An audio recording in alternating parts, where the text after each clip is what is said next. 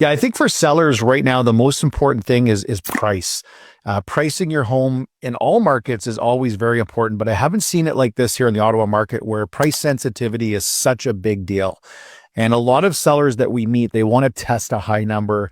They want to see if they can achieve a high number. They want to go, significantly higher than what the market value is of the home. And to me, that's one of the worst things you can do if you're a seller. You really have to listen to your realtor. You have to trust that their understanding of pricing is key.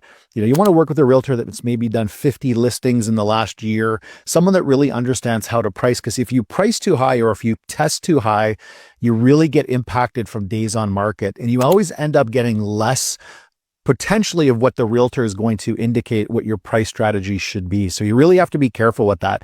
If a seller is asking you to price to test the market, you really have to push back and show them the comparables, show that that price that you're testing is going to be way too high.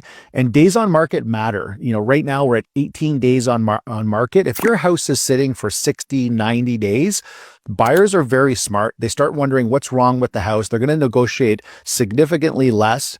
And your first 3 weeks of having that house on the market, especially the first week, is when you're going to get your highest price. So if you actually list your house maybe at market value or even just a little bit below, you're going to get your home sold, and you could trigger a multiple offer situation where you're going to get an over asking price as well. So pricing right now I've never seen it so particular. You've got to be bang on your pricing to get a house sold.